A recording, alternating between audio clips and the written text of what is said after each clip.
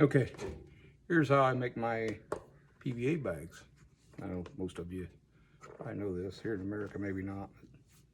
This is what I started doing. Instead of using pack bait to pack these ahead, I use the lid from my PVA mesh bag kit, which comes with, it comes in this, with this in it, and this lid on top. So all that fits in here.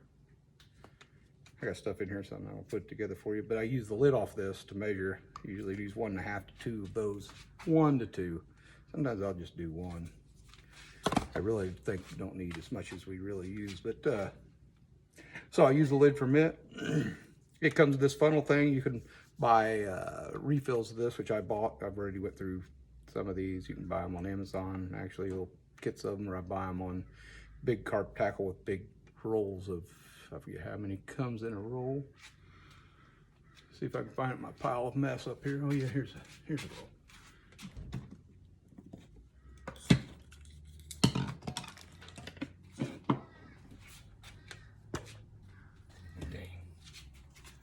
Comes in like refills right here. This is 35 millimeter. So you can buy in refills. 35 millimeter. This is micro mesh by Gardner. 20 meters. If you buy this kit, it comes with 5 or 7 meters with it. So then you start buying refills. Well, it holds, I don't know how much, but it didn't use a whole roll of this on it. So you start out by tying a knot. In the end, well, you start stringing on here as much as you can fit on here. Bunch it all up, see how it comes off. Then you bunch it all back on here.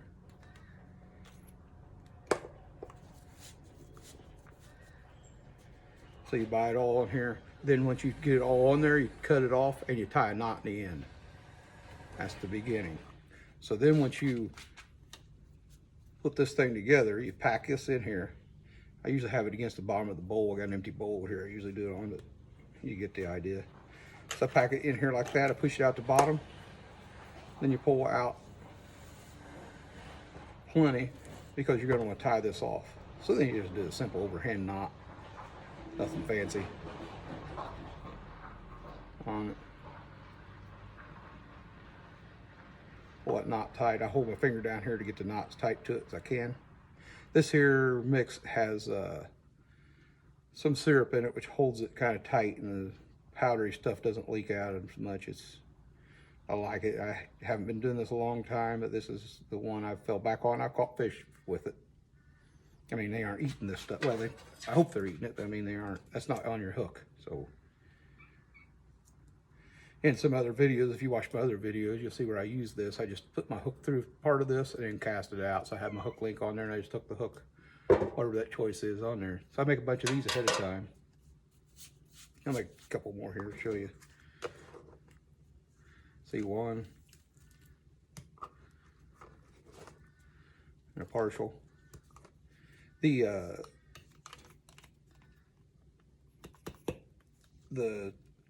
mix here I've got is just stuff I have that I thought would be good because I use it for my pack baits. So I use bread, sweet feed, pellets. I left the pellets in form. I tried grinding them, but it seemed to float. I think those pellets help it sink because it's dense and it helps sink the bags and hold it down there until these bread and everything melts. So PVA, if you're not familiar, is polyvinyl alcohol, which melts in the water. It melts and it's no environmental impact, they say. At least I haven't heard anything that it is. They claim that it's not, so I have to take their word for it, I reckon. So I cut between the knots. I forgot to show you that I made a knot. I made 2 knots so I can cut between them.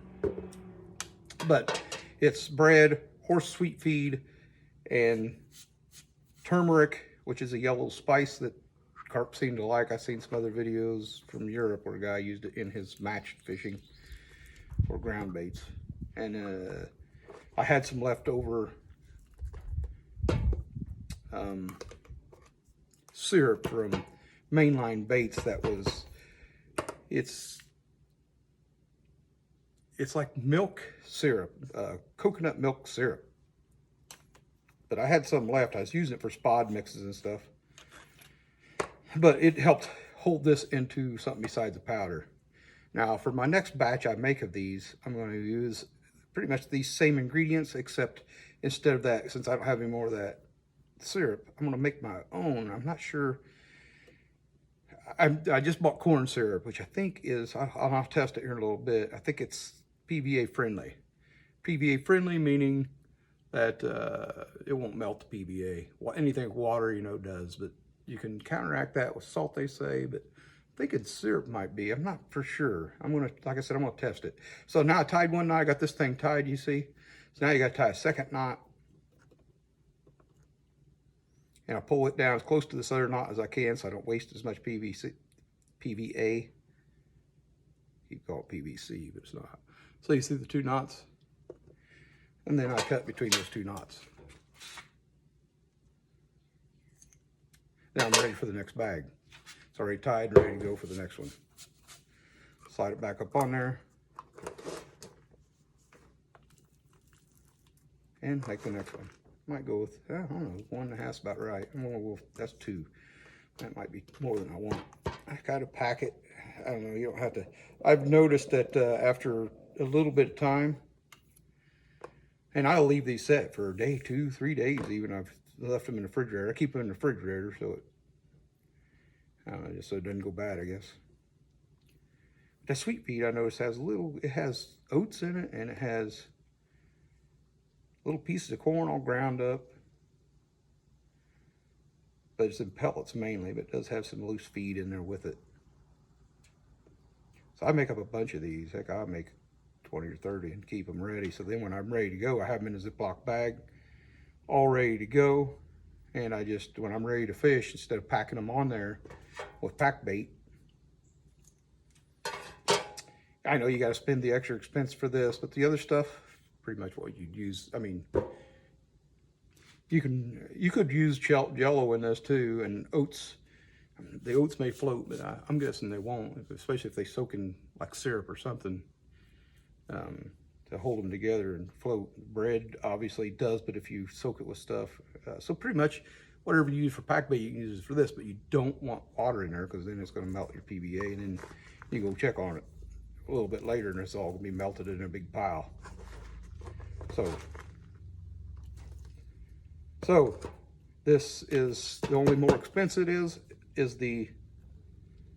for this PVA itself, which is more than, I mean, it's not expensive, real expensive, but I forget what I paid. And I can't remember how many it makes. But I mean, it's a little bit of expense, but man, I'll tell you what, you don't have to mess with pack bait. You don't have to worry about getting the mixture right. You don't have to worry about getting on your hands, your rods, your reels, your boat, your everything, you know what I mean? You don't wipe it all over your hands, getting all over your clothes. These things are pretty neat and quick once you get there. Like you're making up time right here, using up time, but once you get there, you don't have to pack it. You don't have to keep messing with the consistency of it, because you keep them in a Ziploc bag right there in a creek bank in heat, they stay. They're all right. I mean, it doesn't matter. Doesn't matter if they get drier, doesn't matter if they get wetter. At least I haven't found out that it has. I used them, took them on an overnight session with me on the creek, and I didn't have any troubles. I used a regular old, same old rig I would with any. I could use this with any rig. You just hook this onto the hook. Now you can run your hook link, and I've seen guys do it. Now if you want to really cast them far, but you could cast this as far as you can, just the way I hook it, as you can any pack bait. If you wanted to cast it 200 yards, I mean, if you're capable of that, and you got the equipment to do it with, then you could do that if you just run it like they call them stick mix, which is, I got a narrower bunch of this, and I've used it I used it one time to fill up the thing, but they're half this size. They're 25 millimeter, I could say half, but they seem like they're real small. But it's basically the same kit, but you can run your hook link clear through this. You can get one of those, it's like a baiting needle, a lashed baiting needle, but it's super long. It's a lot longer shaft on it. So you run it all the way through there, hook your hook link on it that if you just tie a loop in the end, and then you just pull the whole thing through and bury your hook right in this. So now it's buried in it, and now this thing is not coming off. I mean, as far as you can cast it, as hard as you want to cast it, it's not going to come off of there. It's staying on. They use solid bags. They're more aerodynamic to go 200 yards. So if you are actually wanting to cast 200 yards, you're probably going to have to do something. These probably catch the wind a little more than a solid bag, but these, in my opinion, are way easier to make up than solid bags are. I've done some solid bags, and I've used them. They work just fine too, but these here seem easier to me, so this is what I'm going to go with. Hell, where I fished like yesterday, my farthest cast had been maybe 30 yards. More like 15 most of the time. So it's just a lob.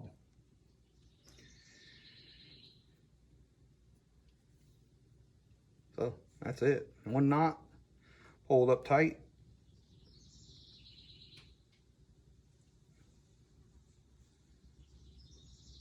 And I'm sure some people get better and quicker. I could probably go a little faster, but I try to get it up there as snug as I can. The second night, I tried to get just as close. Real close. See there? Tied the second knot. Cut them in two in between the knots. Got one there. Knot ready to go for my next one. There we go. That's how I do my PVA bags. That's the ingredients. That's how I cast them. That's how I hook them on. I can show you real quick how to hook them on. The only thing is, when I do that, I risk messing them up by trying to get them back on. I'll explain a little bit about it, how it's done. Let me get a good hook link up here. Got a collection of hook links hanging up here behind me. My garage is a barn here, is a mess kind of. Yeah, I better use one that I actually use out there.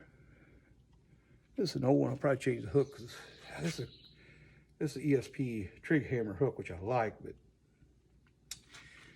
here is you'll see in my other videos how I do that. This is a longer bait screw right there. So I put it on, I got two, see how it swivels around, so you can see that. So if something comes to pick it up, but anyway, that's not what we're talking about here. But anyway, that's my turbo German rig. Right there tied up with a long shank hook, which I went to a different hook now. But the rest of it's the same. I don't use these baiting or these bait screws anymore, long ones. I guess I can't say I don't use them anymore, but they're just, I've had them when I've reeled in. This right here has actually hooked into my hook right there, see? I've had that happen. I reeled them in and it was like this when I reeled it in. It's the only thing I didn't like about it. Is that happens once in a while. I mean, but I don't want it to happen once, especially if I'm fishing for a long period of time. So I quit doing that. Or if I do, I run my bait clear down past the eye. Okay, enough of that. Going off the track. Okay, so some people will take a long baiting needle. I got one sitting out here. I might even just demonstrate. Oh, I do have one sitting right here. So they'll take one of these if you want to. This is if you really want to cast it far and you're afraid of it ripping off your hook, which you're going to cast very hard. This stuff's pretty tough. So you work this through. Probably run this one here. Big deal. See, now I've got it clear through there. Now if you tie on a knot like I do, I usually have a anti-tangle sleeve on this. I don't on this particular one. I will have before I use it, but it'll pull through there too. But anyway, I hook it on like this. Close it just like if you're doing a boiler or something. I mean you hook them on just like that. Now you have to pull this all the way through, and you hook it all the way up in there. See, the hook went all the way in there. See how the hook's buried? Now there's certain particles they say if you have in there, you don't want the hook to go bury into it. I've got pellets in here. I guess you could risk damaging the end of your hook, dulling it a little bit by burying it into or hitting it. I mean, I'm not sure how much you would really dull it, but it's something to be aware of. But now you have that thing is not going to tangle. I am perfectly confident in my rig without doing that it isn't going to tangle. So now you just tie that on, and there's no way this thing is flying off your hook if you want to hook it that way. If you're just lobbing it out there for a short distance, I suggest you do it this way. This other way. Pull it back out. Like I said, I'll probably end up running this. Maybe not. I just go in like this. I will hook this thing like right here on the side somewhere and come back out. I've seen them actually on videos. I actually seen them take and twist this and hook it back in again. But right there, I mean, that thing is, you're not going to rip that thing off here. It's going to be hard to do. I really don't have any issues with it. That's why I like these. Now I don't have to rush in there and try to get it packed just right around because this thing is going to work. I'm telling you, this is the way to go. This hook link is awesome too. That's that 20-pound fluorocarbon 6 to 8 inch hook link. I might vary that depending on the water. Sometimes in the river's flowing. I got a lot of weed or moss floating down the river and catching on my line. I'll make this longer to keep it out of the moss. Moss may be bunched up this long, and I have the hook link hanging down, you know, the hook link coming this far, so the moss, it'll still be sticking out of the moss. It's built up over time, but for the most part, that's what I use, river, lake, and bottom baits. I dabble with pop-ups. If I do pop-ups, here's the rig. Pretty much the same as that rig there, except, I mean, it's the same material for the hook link, because you can see how this stuff does not tangle. So you cast it and it pushes away. You cast that, pushes away. The only difference between this and the Turbo German rig is it has this little hinged piece right here. So it can come down like that. Now that doesn't matter when you're doing a pop-up.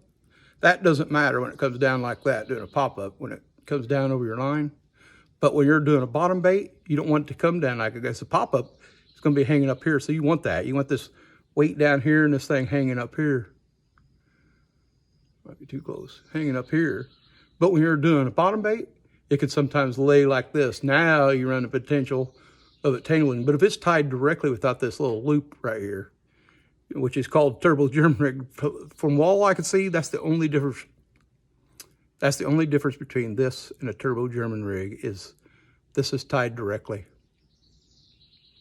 And it won't come like that, because now it's got that line, that string, to say it's like right here. See, that's not gonna push away. It's not gonna hang on it. So that's all of that.